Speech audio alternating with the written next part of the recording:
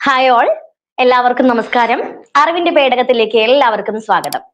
അടുത്ത ചോദ്യം, താഴെ തന്നിരിക്കുന്ന രോഗലക്ഷണങ്ങൾ നിരീക്ഷിച്ച് രോഗം ഏതെന്ന് തിരിച്ചറിയുക. വേഗം നോക്കിക്കോളൂ, ഏത് രോഗമാണെന്ന് നമുക്ക് കണ്ടുപിടിക്കാം കേട്ടോ. ശ്വാസകോശത്തിലെ വായു അറയെ ബാധിക്കുന്ന രോഗമാണ്. കിട്ടിയോ? അടുത്തത്, രോഗം മൂർച്ഛിക്കുമ്പോൾ ചുണ്ടുകളും കൈവിരലിലെ നഖങ്ങൾക്കും നിറവ്യത്യാസം അനുഭവപ്പെടുന്നു. രോഗിയിൽ നിന്നും സ്വതന്ത്രമാകുന്ന സ്രവങ്ങളോ കണികകളോ ശ്വസിക്കുന്നത് വഴി ഈ രോഗം പടരുന്നതാണ്. ഏതാണ് രോഗം? കിട്ടിയോ? ഏതാണ്? ന്യൂമോണിയ. നമ്മളുടെ ഉത്തരം ഏതാണ്? ഓപ്ഷൻ ബി ആണ്, ന്യൂമോണിയ. അല്ലെ, സ്ട്രെപ്റ്റോകോക്കസ് ബാക്ടീരിയ ആണ് ഈ ഒരു രോഗത്തിന് കാരണമാകുന്നത്. അപ്പൊ ശ്വാസകോശത്തിലെ വായു അറയെ ബാധിക്കുന്ന ഒരു രോഗമാണിതെന്ന് മനസ്സിലാക്കുക. ഈ രോഗം മൂർച്ഛിക്കുകയാണെന്നുണ്ടെങ്കിൽ നമുക്ക് മരണം വരെ സംഭവിക്കാവുന്ന ഒരു സാംക്രമിക രോഗമാണ് ഇത്. ഓക്കെ, അത് മാത്രല്ല, അപ്പൊ നമ്മൾ എന്ത് ചെയ്യണം? ഈ രോഗം ബാധിച്ച അല്ലെങ്കിൽ ഈ ഒരു ബാക്ടീരിയ ഉള്ളിൽ ചെന്ന രോഗിയായിട്ടുള്ള വ്യക്തിയിൽ നിന്ന് നമ്മൾ എന്ത് ചെയ്യണം? അകലം പാലിക്കുക തന്നെ ചെയ്യണം. അതാണ് നമുക്ക് ഏക മാർഗം, അല്ലെ? കാരണം എന്താണ്, ആ രോഗിയിൽ നിന്ന് വല്ല വായെന്നോ ചുണ്ടെന്നോ എവിടെന്നെങ്കിലും വെള്ളം വരുവേ അല്ലെങ്കിൽ അവരുടെ ശ്വാസം നമ്മൾ ശ്വസിക്കുകയൊക്കെ ചെയ്താൽ നമുക്ക് എന്ത് ചെയ്യാൻ പറ്റും? പെട്ടെന്ന് ഈ ഒരു രോഗം പിടിപെടുന്നതായിരിക്കും. ഓക്കെ, വളരെ വളരെ ഒരുപാട് ത്രെഡ്സ് ഉള്ള ഒരു സാംക്രമിക രോഗം തന്നെയാണ് ഈ ഒരു ന്യൂമോണിയ. ഓക്കെ, അടുത്ത ചോദ്യം, ശരിയായി ക്രമീകരിക്കുക. അല്ലെ, ഇതൊരു മാച്ച് ദ ഫോളോയിങ് ആണ്. ശരിയായി ക്രമീകരിക്കുക. സോറി, ചെറിയൊരു മിസ്റ്റേക്ക് പറ്റിയിട്ടുണ്ട്. നിങ്ങൾ ഈ ഒരു പോർഷൻ നോക്ക്, വേണ്ട, അറിയാണ്ട് കയറി വന്നതാണ്, ക്ഷമിക്കണേ. ചെറിയൊരു ടൈപ്പിംഗ് മിസ്റ്റേക്ക് ആണ് കേട്ടോ, ക്ഷമിക്കണം. അറിയാണ്ട് കയറി വന്നതാണ്. അപ്പൊ നമ്മളുടെ മാച്ച് ദ ഫോളോയിങ് ആണ്. നിങ്ങൾക്ക് മനസ്സിലായല്ലോ? ടൈഫോയിഡ്, ഡിഫ്തീരിയ, എലിപ്പനി, ക്ഷയം, അല്ലെ? അത് പരത്തുന്ന ബാക്ടീരിയകൾ അപ്പൊ ആ ഒരു ഭാഗത്ത് ബി പോർഷനിൽ തന്നിട്ടുണ്ട്. ലെപ്റ്റോസ്പൈറ, മൈക്കോബാക്ടീരിയം ട്യൂബർകുലോസിസ്, കൊറിഡി ബാക്ടീരിയം, അതുപോലെ തന്നെ സാൽമോണല്ല. അപ്പൊ ഇതുമായിട്ട് താഴെയാണ് നമ്മുടെ കറക്റ്റ് ഓപ്ഷൻസ്. ഇത് തെറ്റാണ് മക്കളെ, ദയവ് ചെയ്ത് ആരും ഇങ്ങോട്ട് നോക്കണ്ട, അത് തെറ്റാണ്, ക്ഷമിക്കണേ, ചെറിയൊരു ടൈപ്പിംഗ് മിസ്റ്റേക്ക് പറ്റിയതാണ്. അപ്പൊ ഏതാണ് കറക്റ്റ് ജോഡി? അതായത് രോഗങ്ങളും അവ പരത്തുന്ന സൂക്ഷ്മജീവികളും അല്ലെങ്കിൽ അവരുടെ ബാക്ടീരിയയുമാണ് എയും ബിയും ഭാഗത്ത് കൊടുത്തിരിക്കുന്നത്. ഇതിൽ ഏതാണ് ഇതിൽ ശരി ഉത്തരമായിട്ട് വരുന്നത്? ടൈഫോയിഡ്. ഏതാണ്? ടൈഫോയിഡ്. ഏതാണ് രോഗകാരി? ഏതാണ് ടൈഫോയിഡ് പരത്തുന്ന രോഗകാരി? ഏതാണ് ടൈഫോയിഡ്? സാൽമോണല്ല ആണ്, അല്ലെ? 1 ഡി ആണ്. ഇനി അടുത്തതോ, ഡിഫ്തീരിയ. ഡിഫ്തീരിയ ഏതാണ്?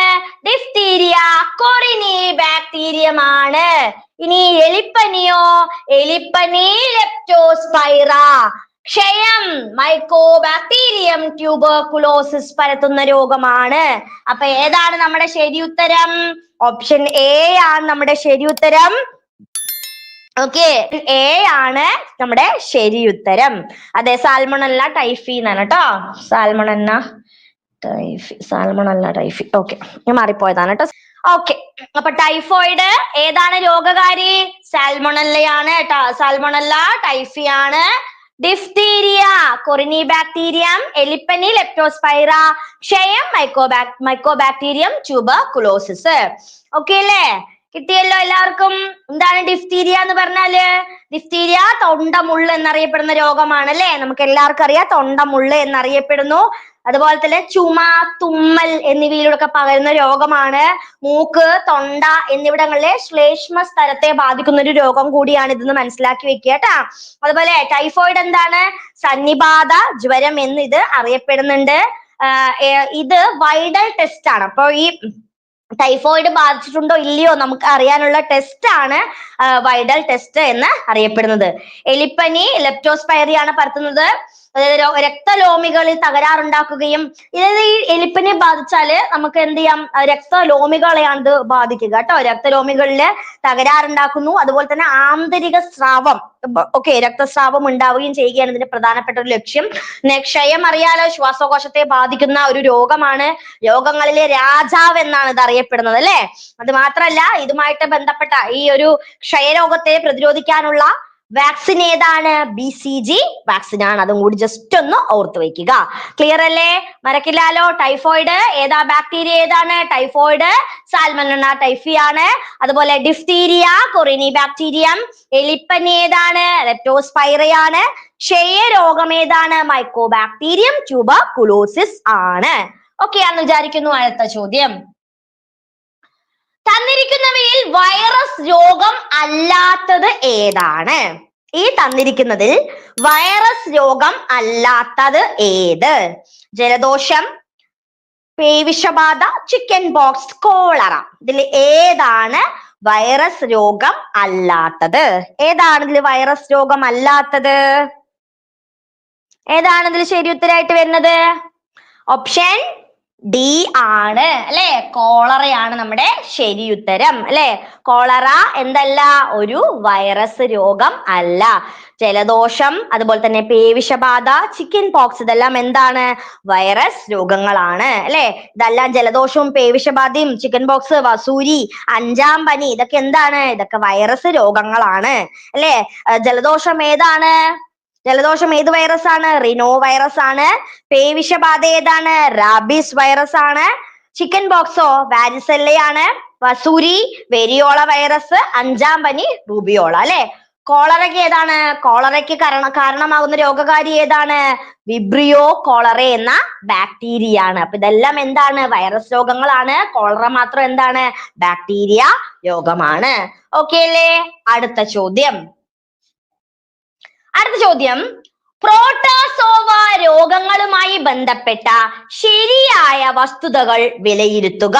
എന്താണ് പ്രോട്ടോസോവ രോഗങ്ങൾ എന്ന് പറഞ്ഞാല്? എന്താണ് പ്രോട്ടോസോവ രോഗങ്ങളുമായി ബന്ധപ്പെട്ട അതിലെ ശരിയായ പ്രസ്താവനകൾ? നോക്കൂ.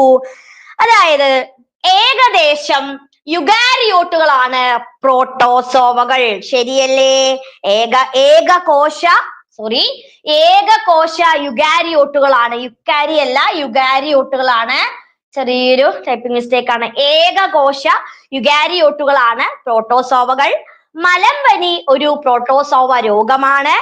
കാല ആസർ എന്ന രോഗം ഉണ്ടാക്കുന്ന പ്രോട്ടോസോവയാണ് ലിഷ്മാനിയ. ശരിയാണോ? മനുഷ്യന്റെ വൻകുടലിൽ കാണപ്പെടുന്ന ഒരിനം പ്രോട്ടോസോവ വിഭാഗത്തിലെ പരാദങ്ങളാണ് അമീബിയാസിന് കാരണം ആകുന്നത്. ശരിയാണോ? ഈ പറഞ്ഞ പ്രസ്താവനകൾ ഏതൊക്കെയാണ് ശരി ഉത്തരമായിട്ട് വരുന്നത്? ഏകകോശ ജീവിയാണ്, അതറിയാം. മലമ്പനി പ്രോട്ടോസോവ രോഗമാണ്, അതും ശരിയാണ്. കാല ആസർ അതും ശരിയാണ്. മനുഷ്യന്റെ വൻകുടലിൽ കാണപ്പെടുന്ന ഒരിനം പ്രോട്ടോസോവ വിഭാഗത്തിലെ പരാദങ്ങളാണ് എമീബിയാസിന് കാരണം ആകുന്നത്. ശരിയല്ലേ? അപ്പൊ ഈ പറഞ്ഞിരിക്കുന്നതിൽ എല്ലാ പ്രസ്താവനകളും എന്താണ്? ശരിയാണ്. ഓപ്ഷൻ ഡി ആണ് നമ്മുടെ ശരിയുത്തരം അല്ലെ. മലമ്പനിക്ക് കാരണമായ ഏകകോശ ജീവി ഏതാണ്? പ്ലാസ്മോഡിയം ആണ് അല്ലെ. മാരകമായ മലമ്പനിക്ക് കാരണമാകുന്ന പ്ലാസ്മോഡിയം ആണ് പ്ലാസ്മോഡിയം ഫാൽസിപാരം. അതും കൂടി ഓർത്ത് വെക്കുക. മലമ്പനിക്ക് കാരണമാകുന്നത് ഏതാണ്? പ്ലാസ്മോഡിയം ആണ്. മാരകമായിട്ടുള്ള മലമ്പനിക്ക് കാരണമാകുന്നത് ആ ഒരു പ്ലാസ്മോഡിയം ആണ്, പ്ലാസ്മോഡിയം ഫാൽസിപാരം എന്ന് പറയുന്നത്. ഓക്കെ. അനോഫിലിസ് പെൺകൊതുകാണ്, അതൊക്കെ നമുക്ക് അറിയാവുന്ന കാര്യമാണല്ലോ. ഓക്കെ അല്ലേ? ഇനി അടുത്ത ചോദ്യം, തന്നിരിക്കുന്നവയിൽ ഫംഗസ് രോഗം അല്ലാത്തത് ഏതാണ്? ഇതുപോലത്തെ, അതായത് ഫംഗസ് രോഗവുമായി ബന്ധപ്പെട്ട് ഇതേ ക്വസ്റ്റ്യൻ ആണോ തോന്നുന്നു, ഏതോ ഒരു പരീക്ഷയ്ക്ക് ആവർത്തിച്ച് ചോദിച്ചിട്ടുണ്ട് അല്ലെ. ഫംഗസ് രോഗം അല്ലാത്തത് ഏതാണ്? താഴെ കൊടുത്തിരിക്കുന്നവയില് ഫംഗസ് രോഗം അല്ലാത്തത് ഏതാണ്? താരൻ, വട്ടച്ചൊറി, മന്ത്, അത്ലറ്റിക് ഫൂട്ട് അല്ലെ. ഏതാണ്? അത്ലറ്റിക് ഫൂട്ട് ആണോ, മന്താണോ, താരനാണോ, വട്ടച്ചൊറി? ഏതാണ് ശരി ഉത്തരമായിട്ട് വരുന്നത്? ഓപ്ഷൻ ഡി ആണ് നമ്മുടെ ശരി ഉത്തരം. താരനും വട്ടച്ചൊറിയും അതുപോലെ തന്നെ അത്ലറ്റിക് ഫൂട്ടും ഇതെല്ലാം എന്താണ്? ഇതെല്ലാം ഫംഗസ് രോഗങ്ങൾക്ക് ഉദാഹരണമാണ്. മന്ദരോഗം എന്താണ്? മന്ദരോഗം ക്യുലെക്സ് പെൺകൊതുകുകൾ പരത്തുന്ന രോഗമാണ് മന്ദരോഗം. മന്തിന്റെ രോഗകാരി എന്ന് പറയുന്നത് ഫൈലേറിയൻ വിരകളാണ് അല്ലെ. അതായത് ആന്തരിക അവയവങ്ങളില് ലിംഫ് പ്രവാഹം തടസ്സപ്പെടുന്ന ഒരു അവസ്ഥയാണ് എന്തെന്ന് പറയുന്നത് ഈ ഒരു മന്ത് എന്ന് പറയുന്നത്. ഓക്കെ അല്ലേ? ഓക്കെ അല്ലേ? ക്ലിയർ അല്ലേ? അപ്പൊ താരനും വട്ടച്ചൊറിയും അത്ലറ്റിക് ഫൂട്ടും എല്ലാം എന്താണ്? ഫംഗസ് രോഗങ്ങൾക്ക് ഉദാഹരണങ്ങളാണ്.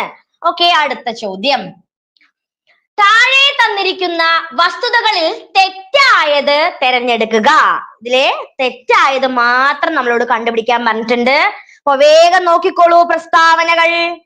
കൽക്കരി ഖനികളിലെ തൊഴിലാളികൾക്കുണ്ടാകുന്ന രോഗമാണ് സിലിക്കോസിസ്. ശരിയാണോ? ശരിയാണോ? അതായത് കൽക്കരി ഖനികളിലെ തൊഴിലാളികൾക്ക് ഉണ്ടാകുന്ന രോഗമാണ് സിലിക്കോസിസ്. ശരിയാണോ? തെറ്റാണ് അല്ലെ? ഏതാണ്? അതായത് ന്യൂമോകോണിയാസിസ് ആണ് ഈ കൽക്കരി പോലുള്ള ഖനികളിൽ, അതായത് ഖനികളിൽ പറഞ്ഞ അറിയില്ല, മൈനിങ് ഒക്കെ നടത്തുന്ന ആ ഖനികളിൽ ജോലി ചെയ്യുന്നവർക്ക് ഉണ്ടാകുന്ന രോഗമാണ് ന്യൂമോകോണിയാസിസ് എന്ന് പറയുന്നത്. അടുത്തത് നോക്കൂ. സ്വർണം, ടിന്ന്, മൈക്ക ഖനികളിൽ ജോലി ചെയ്യുന്ന തൊഴിലാളികൾക്ക് ഉണ്ടാകുന്ന രോഗമാണ് ന്യൂമോകോണിയാസിസ്. ശരിയാണോ? തെറ്റാണ്. ഏതാണ്? സിലിക്കോസിസ് ആണ് അല്ലെ? ലോഹങ്ങളുടെ പേര് ഓർത്തു വെക്കുക, സിലിക്കോസിസ് അല്ലെ. സ്വർണം, ടിന്ന്, മൈക്ക ഖനികളിൽ ജോലി ചെയ്യുന്നവർക്ക് ഉണ്ടാകുന്ന രോഗം ഏതാണ്?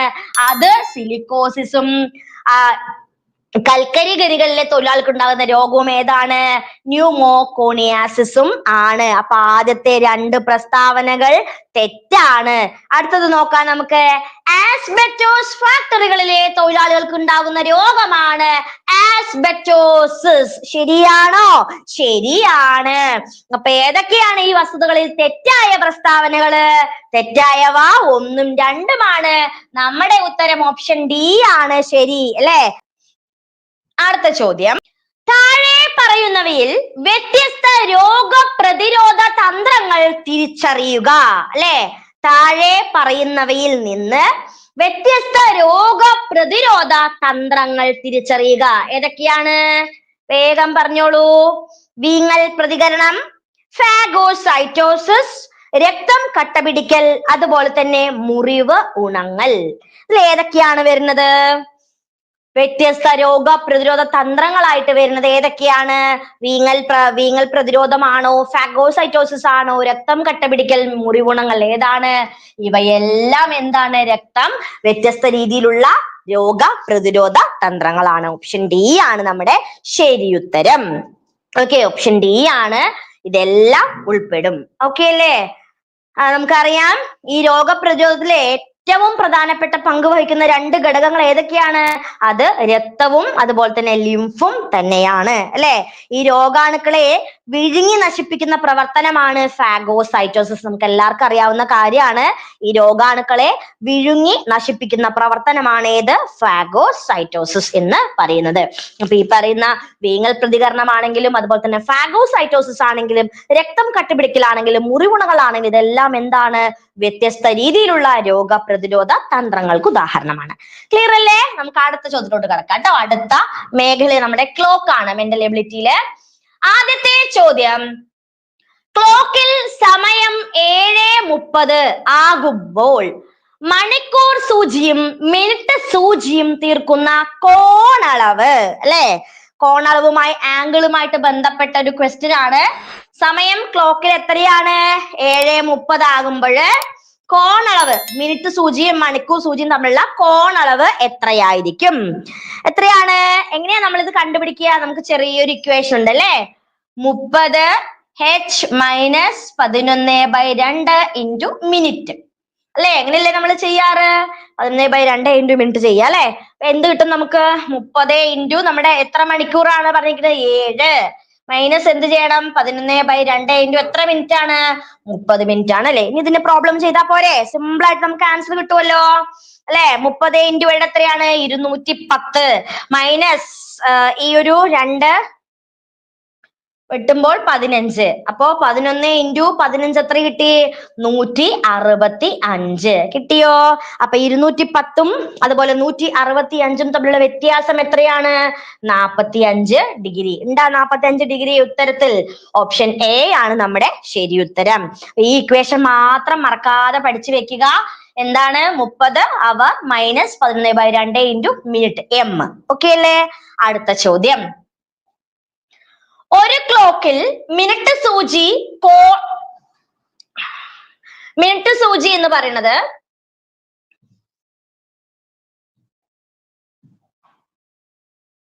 ഒരു ക്ലോക്കിൽ മിനിറ്റ് സൂചി 360 ഡിഗ്രി കറങ്ങണമെങ്കിൽ എത്ര മണിക്കൂർ കഴിയണം? അല്ലെ, ഒരു ക്ലോക്കില് മിനിറ്റ് സൂചി 360 ഡിഗ്രി കറങ്ങണം എങ്കിൽ എത്ര മണിക്കൂർ കഴിയണം? എങ്ങനെയാണ് നമ്മൾ ഇത് കണ്ടുപിടിക്കുക? 360 ഡിഗ്രി കറങ്ങണേ, അങ്ങനെയാണെങ്കിൽ എത്ര മണിക്കൂർ കഴിയണം എന്നാണ് നമ്മുടെ ചോദ്യം. നമുക്കറിയാം ഒരു മിനിറ്റില് മിനിറ്റ് സൂചി എത്ര ഡിഗ്രി കറങ്ങും? ഒരു മിനിറ്റില് മിനിറ്റ് സൂചി 6 ഡിഗ്രി കറങ്ങും അല്ലെ? 6 ഡിഗ്രി അല്ലേ കറങ്ങുക, അല്ലെങ്കിൽ തിരിയുക ആണല്ലോ. ഇനി അങ്ങനെയെങ്കില് 360 ഡിഗ്രി തിരിയാൻ നമ്മൾ എങ്ങനെ കണ്ടുപിടിക്കുക?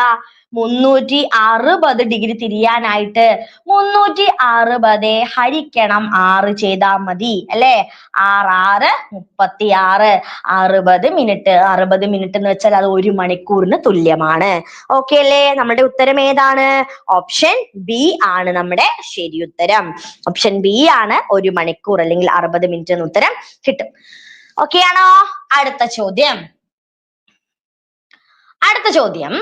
ഒരു ക്ലോക്കിലെ സമയം 11:30 ആകുമ്പോൾ അതിന്റെ ചെറിയ സൂചിയിൽ നിന്നും വലിയ സൂചിയിലേക്കുള്ള ക്ലോക്കിലെ സൂചികൾ നീങ്ങുന്ന ദിശയുടെ കോണളവ് എത്രയാണ്?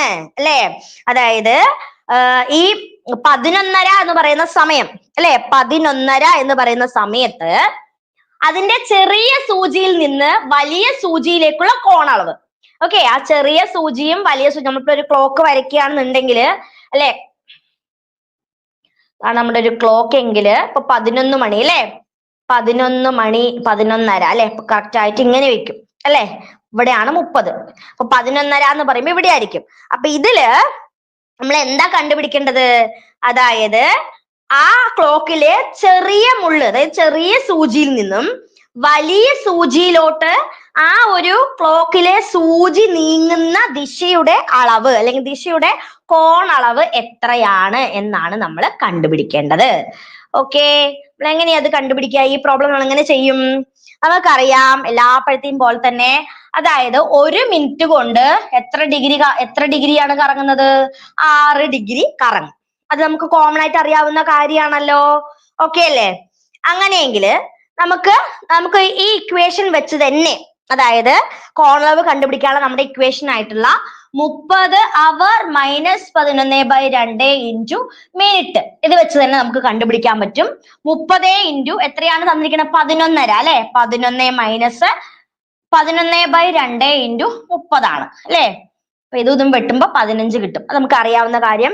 30 ഇൻറ്റു 11 എത്രയാ നമുക്ക് ആൻസർ വരിക? 30 ഇൻറ്റു 11 നമുക്ക് എത്ര ആൻസർ കിട്ടും? എത്ര കിട്ടും? 330 കിട്ടും അല്ലെ. അപ്പൊ അതേ മൈനസ് ഇത് എത്രയാ കിട്ടുക? 165. അപ്പൊ നമ്മളുടെ ഉത്തരം എന്താണ്? 165 തന്നെ ഉത്തരം കിട്ടും. ഉറപ്പല്ലേ? ഓക്കെ അല്ലേ? 165 ആൻസറിലുണ്ടോ? 165 ഉണ്ടോ നമ്മുടെ ആൻസറിൽ? ഉണ്ട്. ഓപ്ഷൻ എ ആണ് നമ്മുടെ ശരിയായിട്ടുള്ള ഉത്തരം, 165. ഓക്കെ, അടുത്ത ചോദ്യം. ഒരു ക്ലോക്കിലെ സമയം 9:20 ആണ്. ഒരു കണ്ണാടിയിൽ അതിന്റെ പ്രതിബിംബം കാണിക്കുന്ന സമയം. അല്ലെ, ഇതുപോലത്തെ ഇമേജ് പ്രോബ്ലംസും നമുക്ക് സാധാരണ പരീക്ഷയ്ക്ക് ചോദിക്കാറുണ്ട് അല്ലെ. അപ്പൊ അതിന് നമ്മൾ എന്താ ചെയ്യാ? അതിന് നമ്മൾ ഒരിക്കലും ആ ഇക്വേഷൻ ഇട്ട് ചെയ്യാൻ ശ്രമിക്കരുത്. എല്ലാവർക്കും അറിയായിരിക്കും, എന്നാൽ ഒന്നുകൂടെ പറയാണ്. അപ്പൊ നമ്മൾ സമയം കണ്ടുപിടിക്കാനായിട്ട് 11.60 അല്ലെ, 11.60 നിന്ന് തന്നിരിക്കുന്ന സമയം എത്രയാണോ അതിനെ കുറയ്ക്കുക. അല്ലെ? എത്ര നമുക്ക് തന്നിരിക്കുന്നത്? 9:20 0:40 കിട്ടി. അല്ലെ? 11 9 പോയ എത്രയാണ്? 2 2:40. ഓപ്ഷനിൽ 2:40 ഉണ്ടോ? ഓപ്ഷൻ എ ആണ് 2:40. അല്ലെ? ക്ലോക്കിലെ സമയം 9:20 ആകുമ്പോൾ കണ്ണാടിയിൽ അതിന്റെ പ്രതിബിംബം എത്രയായിരിക്കും കാണിക്കുക? 2:40 ആയിരിക്കും കാണിക്കുക. ഓക്കെ അല്ലേ? അടുത്ത ചോദ്യം. അടുത്തത്, ഒരു ക്ലോക്കിൽ സമയം 12:15 ആയാൽ മണിക്കൂർ സൂചിയും മിനിറ്റ് സൂചിയും ഉണ്ടാക്കുന്ന കോണളവ് എത്ര ഡിഗ്രി ആയിരിക്കും? അല്ലെ? ഇതൊരു ചെറിയൊരു കൺഫ്യൂസിങ് ക്വസ്റ്റ്യൻ ആണ്. ഇത് നമുക്ക് ആ ഇക്വേഷൻ വെച്ച് ചെയ്യാനായിട്ട് പറ്റില്ല. അതായത് നമ്മൾ ഇവിടെ മനസ്സിലാക്കേണ്ട ഒറ്റ കാര്യമേ ഉള്ളൂ. അതായത് ഒരു ക്ലോക്കിൽ സമയം 12:15 ആണ്. അല്ലെ? അപ്പോ ക്ലോക്ക് നമ്മൾ വരയ്ക്കൂ. 12:15 ആണ്. അല്ലെ? 12:15 എന്ന് പറയുമ്പോൾ 12:15 എന്ന് പറയുമ്പോൾ നമുക്ക് കറക്റ്റ് 90 ഡിഗ്രി, അല്ലെ? കറക്റ്റ് നമുക്ക് 90 ഡിഗ്രി ഒരു കോണളവാണ് നമുക്ക് അവിടെ ഉണ്ടാവുക. അല്ലെ? 1 2 3 അല്ലെ? 3. ഓക്കെ, 90 ഡിഗ്രി കോണളവാണ് നമുക്ക് ഇവിടെ ലഭിക്കുന്നത്. ഉറപ്പല്ലേ? അപ്പൊ നമുക്കറിയാം 1 മിനിറ്റ് സഞ്ചരിക്കുക, അതായത് 1 മിനിറ്റ് മണിക്കൂർ സൂചി എന്ന് പറയുന്നത് 6 ഡിഗ്രി വരെ, അല്ലെ? മിനിറ്റ് സൂചി 6 ഡിഗ്രിയാണ് ഒരു തവണ കറങ്ങിയെടുക്കുന്നത്. അപ്പൊ ഇവിടെ നമുക്ക് എന്താ തന്നിരിക്കുന്നത്? 90 ഡിഗ്രി ഉണ്ട്, അല്ലെ? അതായത് 12:15 എന്ന് പറയുന്ന സമയത്തിന്റെ കോണളവ് എന്ന് പറയുന്നത് എത്രയാ? 90 ഡിഗ്രിയാണ്. അപ്പൊ ഇവിടെ 15 മിനിറ്റ് സഞ്ചരിക്കുമ്പോൾ, അല്ലെങ്കിൽ 15 മിനിറ്റ് ഇങ്ങനെ കറങ്ങുമ്പോൾ 90 ഡിഗ്രിയാണ് ആകുന്നത്. ഓക്കെ ആണോ? ഇത്ര വരെ ഓക്കെ അല്ലേ? അപ്പോ ഈ 12-ൽ നിന്നും എത്ര ഡിഗ്രിയാണ് ഈ ഒരു കോണളവ് വ്യത്യാസപ്പെട്ടിരിക്കുന്നത് എന്ന് ചോദിച്ചാല് എത്ര ഡിഗ്രി ആയിരിക്കും? അതായത് 7.5 ഡിഗ്രി ആയിരിക്കും വ്യത്യാസപ്പെട്ടിരിക്കുന്നത്. ഉറപ്പല്ലേ? അതായത് 12:15 എന്ന് പറയുന്ന സമയം, അതില് 1 മിനിറ്റ് ആവാനായിട്ട് 6 ഡിഗ്രി വരെ സഞ്ചരിക്കണം, അല്ലെ? അങ്ങനെയാണെങ്കിൽ ഇതിൽ കോണളവ്, ഇത് ചെറിയ സൂചിയും അല്ലെങ്കിൽ മണിക്കൂർ സൂചിയും മിനിറ്റ് സൂചിയും തമ്മിലുള്ള വ്യത്യാസം എന്ന് പറയുന്നത് എത്രയാണ്? വെറും 7.5 ഡിഗ്രി മാത്രമായിരിക്കും. എത്ര ഡിഗ്രിയാണ്? 7.5 ഡിഗ്രി മാത്രമായിരിക്കും. അപ്പോ ഈ മിനിറ്റ് സൂചിയും മണിക്കൂർ സൂചിയും ഉണ്ടാക്കുന്ന കോണളവ് എത്രയാണെന്ന് കണ്ടുപിടിക്കാനായിട്ട് ഈ 90 ഡിഗ്രിയിൽ നിന്ന് നമുക്ക് എന്ത് കുറച്ചാൽ മതി? 7.5 ഡിഗ്രി കുറച്ചാൽ മതി. അപ്പൊ എത്ര കിട്ടും നമുക്ക്? 90 7.5 പോയാല് 82.5, അല്ലെ? 82.5 ആണ് ഉത്തരം കിട്ടും. നമ്മുടെ ഓപ്ഷൻ ഏതാണ്? ഓപ്ഷൻ സി ആണ് 82.5 ഡിഗ്രി എന്ന് നമുക്ക് ഉത്തരം കിട്ടിയല്ലോ. ഓക്കെ അല്ലേ? എല്ലാവർക്കും നന്ദി, നമസ്കാരം. Thank you.